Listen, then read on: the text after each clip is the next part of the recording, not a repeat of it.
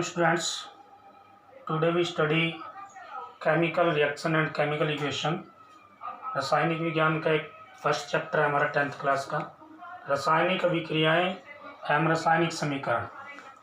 बच्चों, everyday life में हम बहुत सारे ऐसे चेंजेस, ऐसे परिवर्तन देखते हैं जो दिन प्रतिदिन हम नोट करते हैं, और कुछ ऐसे भी होते हैं जिनको हम नोट नहीं कर पाते। कुछ बहुत स्लो चेंज होते हैं और कुछ बहुत ज़्यादा फास्ट चेंज होते हैं। जैसे अगर हम चेंजेस की बात करें, परिवर्तन की बात करें, छोटी क्लासेस से ही हम पढ़ते आ रहे हैं। जैसे हम देखते हैं कि भाई रात को दूध में खट्टा मिलाया जाता है, सुबह तक वो दही बन जाती है। कागज़ का जलना, ऐसे लकड़ी को तोड़कर उसके 2 पार्ट बना देना, इसी तरह कागज़ को फाड़ना, all this type of changes everyday life में हम नोट करते हैं। इनमें कुछ ऐसे चेंजेस होते हैं, ऐसे परिवर्तन होते हैं जिनके अंदर जो भी सब्सटेंस हम लेते हैं उस सब्सटेंस की क्वालिटी चेंज नहीं होती, सिर्फ उसका आकार और उसकी रूप, रंग रूप वही चेंज होता है। कुछ परिवर्तन ऐसे हैं जिसके अंदर उसके गुण भी परिवर्तित हो जाते हैं, उसका रूप भी परिवर्तित हो जाता है, रंग भी परिवर्तित हो जाता है। ऐसे परिवर्तन जिनके अंदर उसका सिर्फ साइज चेंज हो, उसके गुणों में कोई भी डिफरेंस ना आए, इस टाइप के परिवर्तनों को हम भौतिक परिवर्तन बोलते हैं। और दूसरे प्रकार के जो परिवर्तन होते हैं जिनके अंदर रंग, आकार और गुण ये परिवर्तित होते हैं। जैसे हम एग्जाम्पल लेते हैं, सपोज कर लो दही का जमना, कागज़ का जलना, इनमें सब्सटेंस की, जो सब्सटेंस हम लेंगे उसकी क्वालिटी में चेंज आ जाएगा। ऐसे परिवर्तनों को हम रासायनिक परिवर्तन बोलते हैं। जैसे लकड़ी का टूटना है, लकड़ी टूटने के बाद उसका आकार छोटा हो जाएगा, रहेगी वो लकड़ी, तो भौतिक परिवर्तन है। इसी प्रकार कागज़ को फाड़ना वो एक भौतिक परिवर्तन है। हाँ, कागज़ को जलाना, जब हम कागज़ को जलाते हैं वो जलकर राख हो जाता है, तो वो क्या है, एक रासायनिक परिवर्तन है। ऐसे घरों में हम रात को दूध में खट्टा लगाते हैं, जामुन लगाते हैं, जामुन बोलते हैं उसको हम, अपनी अलग अलग क्षेत्रीय भाषा है, अलग अलग जगह अलग अलग जो वर्ड हैं, शब्द हैं, वो यूज़ किए जाते हैं इसके लिए। तो दूध से दही का बनना वो एक रासायनिक परिवर्तन है। तो ये 2 तरह के परिवर्तन हैं जिनमें से हम यहाँ पे रासायनिक परिवर्तनों के बारे में पढ़ेंगे। रासायनिक परिवर्तन होने के लिए वो कोई ना कोई प्रोसेस ज़रूर अडॉप्ट करता है, वो कोई ना कोई प्रक्रिया ज़रूर होती है। जिस भी प्रक्रिया में रासायनिक परिवर्तन होता है, ऐसी प्रक्रिया को हम रासायनिक अभिक्रिया बोलते हैं। जैसे गन्ने के रस से सिरके का बनना, ये एक प्रोसेस है। गन्ने के रस को लेंगे हम एक पॉट के अंदर, घड़े के अंदर, और उसको छत पे उसके अंदर थोड़ा पुराना सिरका मिलाकर ढक कर रख देंगे, और हम देखते हैं कि कुछ पर्टिकुलर टाइम के बाद, 4-5 महीने के बाद, वो पूरे का पूरा सिरके में कन्वर्ट हो जाता है। तो वो एक रासायनिक अभिक्रिया है, उसमें परिवर्तन हो चुका है, चेंज हो चुका है, वो गन्ने के रस से सिरके में आ चुका है। नेक्स्ट, अब जो ये रासायनिक अभिक्रियाएँ होती हैं, हम अपनी लैब के अंदर भी बहुत सारे ऐसे एक्सपेरिमेंट देखते हैं। जैसे मैग्नीशियम रिबन हमारी लैब के अंदर प्रेजेंट होता है। जब मैग्नीशियम रिबन को हम जलाते हैं, कोई भी चीज़ जब जलती है तो उसको ऑक्सीजन की ज़रूरत होती है। ऑक्सीजन जलाने में सहायक होती है दूसरी चीज़ों को। तो जब हम ऑक्सीजन की प्रेजेंस में मैग्नीशियम, जिसका कि सिंबल है हमारे पास Mg, ऑक्सीजन को O2 से लिखते हैं, मैग्नीशियम को जब ऑक्सीजन की प्रेजेंस में जलाया जाता है तो वो एक बारीक वाइट कलर के पाउडर में कन्वर्ट हो जाती है, जो कि मैग्नीशियम ऑक्साइड का पाउडर है, MgO। तो ये क्या है, एक रासायनिक अभिक्रिया है। रासायनिक अभिक्रिया को पूरे वाक्य में न लिखकर हम उसको उसके शॉर्ट फॉर्म में लिख सकते हैं, चाहे उसको शब्द रूप में लिखें, जैसे हम शब्दों में लिख देंगे magnesium plus oxygen gives to magnesium oxide, और उससे भी संक्षिप्त रूप है इसका सिंबॉलिक फॉर्म, जो मेरी यहाँ लिखी हुई है। मैंने यहाँ पे शाब्दिक इक्वेशन नहीं लिखी हुई है, मैंने यहाँ पे सिंबॉलिक फॉर्म लिखी हुई है। तो ये सबसे शॉर्ट तरीका है किसी भी रासायनिक समीकरण को लिखने का।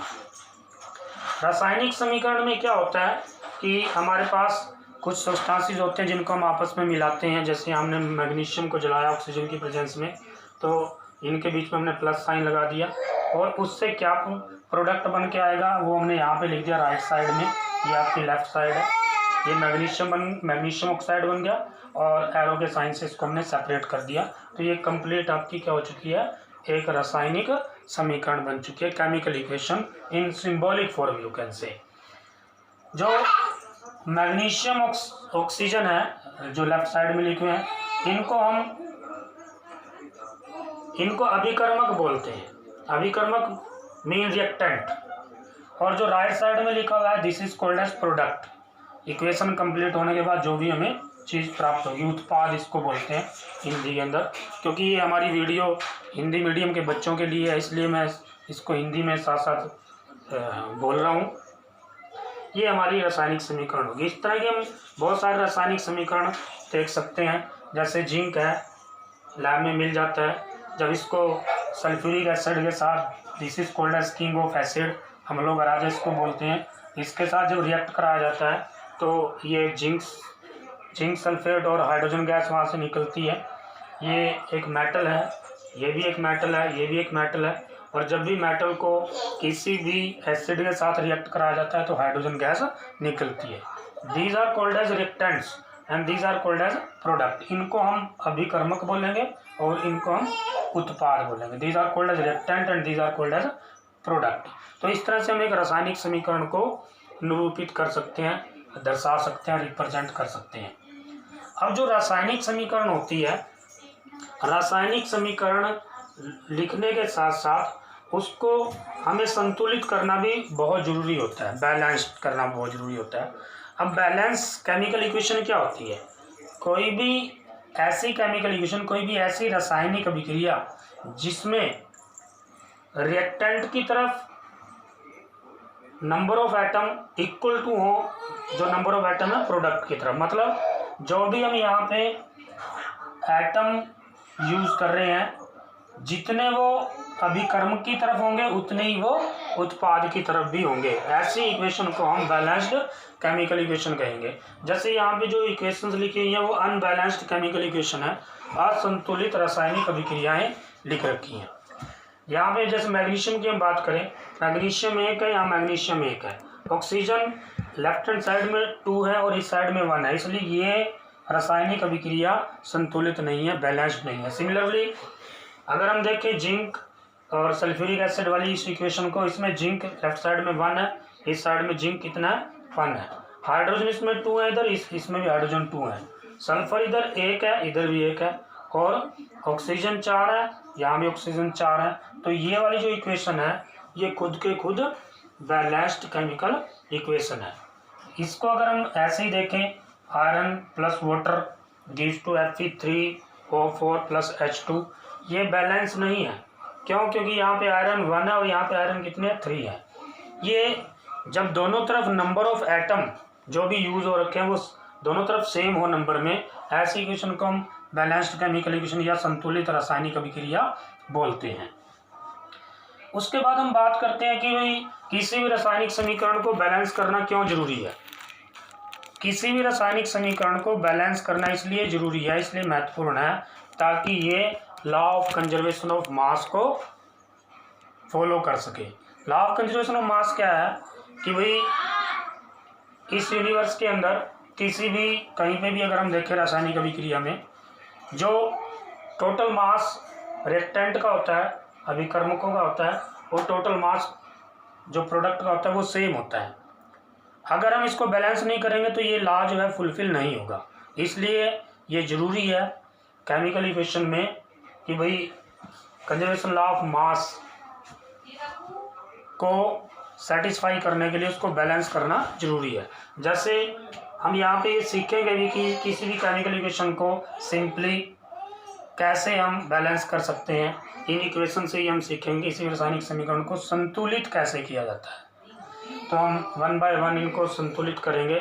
जैसे पहला ही हम उठाते हैं, हमारे पास magnesium plus oxygen gives to magnesium oxide, ये पड़ा है हमारे पास। इधर मैग्नीशियम 1 है, इधर मैग्नीशियम 2 है। उसके लिए जब हम कोई भी रासायनिक अभिक्रिया को संतुलित करते हैं तो हिट एंड ट्रायल मेथड हम यहाँ पे यूज़ करेंगे। छोटी इक्वेशन तो उसी से आपकी संतुलित हो जाती हैं। उसके लिए हम क्या करेंगे, हम देखेंगे कि सबसे ज़्यादा नंबर ऑफ एटम लेफ्ट या राइट साइड में किस कंपाउंड के अंदर सबसे ज़्यादा, इनको हम कंपाउंड्स बोलते हैं। ठीक है जी, तो किस कंपाउंड में सबसे ज़्यादा एटम आ रखे हैं। जैसे अब यहाँ पे अगर देखा जाए तो मैग्नीशियम ऑक्साइड में यहाँ पे 2 हैं, ऑक्सीजन में भी यहाँ पे 2 हैं। यहाँ तो हम मैग्नीशियम ऑक्साइड को ही ले लेंगे, इसमें Mg और O ये 2 आ रखे हैं, यहाँ भी 2 आ रखे हैं। चाहे हम इसको लेके चलें चाहे हम इसको लेके चलें, ये तो ईजिली बैलेंस हो जाएगी।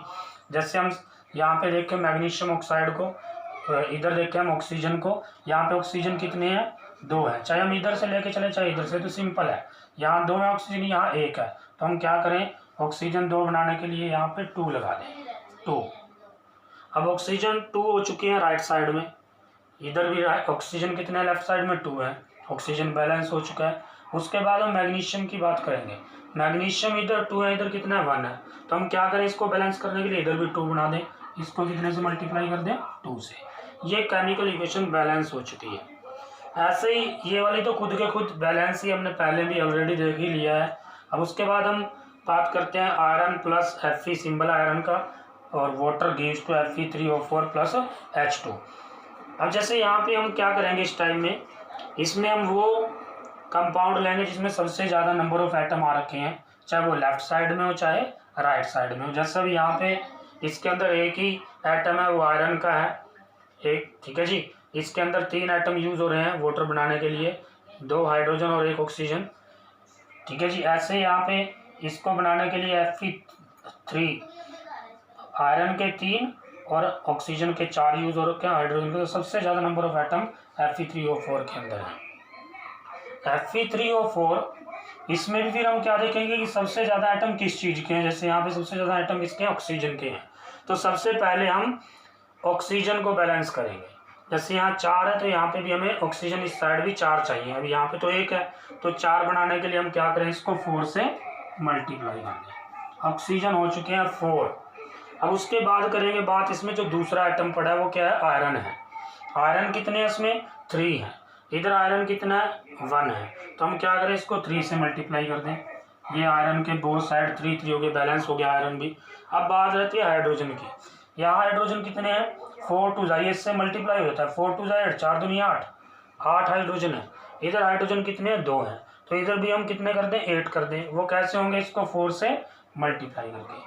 अब अगर यहाँ 4 से मल्टीप्लाई कर देते हो तो ये आपकी पूरी की पूरी इक्वेशन में दोनों साइड जो एटम हैं सेम टाइप के, वो इक्वल नंबर में आ चुके हैं। ये बैलेंस्ड केमिकल इक्वेशन बन चुकी है। ये होती है बैलेंस्ड केमिकल इक्वेशन, संतुलित रासायनिक समीकरण।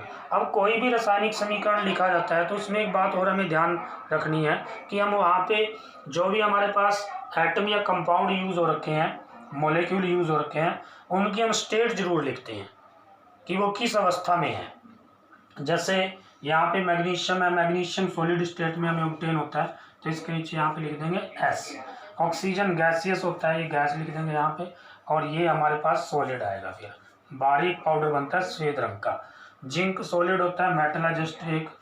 H2SO4 ये लिक्विड फॉर्म में होता है, L लिखेंगे लिक्विड के लिए, सॉलिड के लिए S लिखेंगे, लिक्विड के लिए L, और गैस के लिए G। ये स्टेट लिखनी भी जरूरी है ताकि हमें पता चल जाए कि कंपाउंड किस टाइप का बना है। जैसे हमारे पास जिंक सल्फेट बन चुका है, जिंक सल्फेट ये सॉलिड बनेगा और ये गैस निकलेगी हमारी। नेक्स्ट है, ऐसे ये आयरन है, सॉलिड है, दिस इज़ वाटर, ये लिक्विड फॉर्म में होता है। दिस इज़ Fe3O4, ये हमारा सॉलिड बनेगा, और ये हमारी गैस H2, ये बन जाएगी।